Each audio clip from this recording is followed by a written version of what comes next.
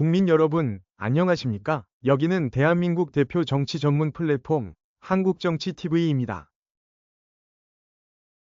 지난 1월 19일 발생한 서울 서주지방법원 침입 난동 사태의 여파가 갈수록 확산되고 있습니다. 경찰은 이미 1월 20일 사건 현장에서 현행범으로 체포한 90명 중 66명에 대해서 차례차례 구속영장을 신청하는 중이라고 밝혔습니다.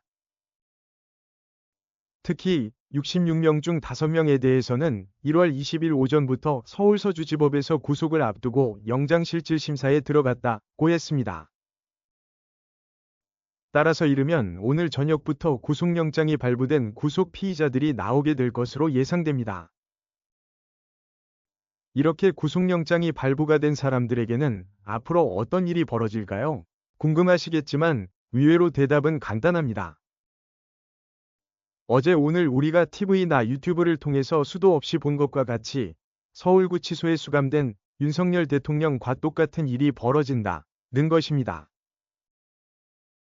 즉, 윤석열 대통령처럼 구치소에 수감된 채 구속영장 기한인 최장 20일 동안 경찰의 수사를 받게 됩니다. 그러니 회사는커녕 집에도 갈 수가 없습니다. 유일한 희망은 경찰의 수사를 받은 뒤에 검찰로부터 무혐의 처분을 받거나 기소유예 처분을 받는 것입니다.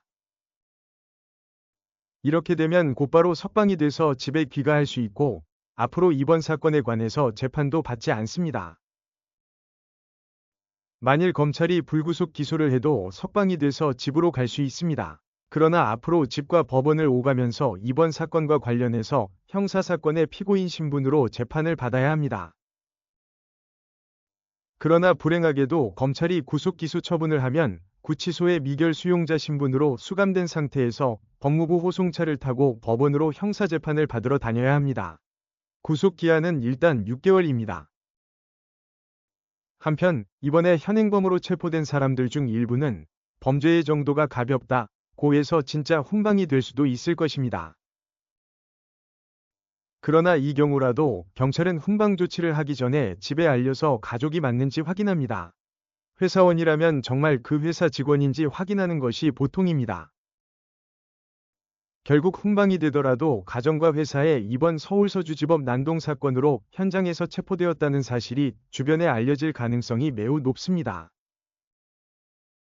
만일 자비로 변호사를 선임하거나 어떤 변호사가 무료로 변호를 해주겠다고 나선다고 해도 일단 구속영장이 발부가 되고 나면 구속, 구치소 수감, 수사를 받는다는 점은 달라지지 않습니다. 평범한 사람이 경찰이나 검찰에서 수사를 받고 법원에서 구속영장을 발부받거나 형사사건으로 기소가 돼서 재판을 받는 것은 흔한 일은 아닙니다.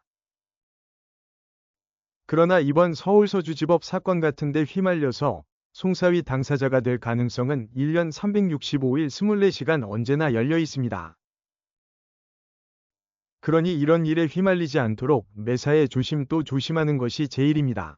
그리고 이런 송사의 당사자가 됐을 때는 먼저 변호사 등 법률 전문가와 상의하는 것이 가장 현명한 일이라 하겠습니다.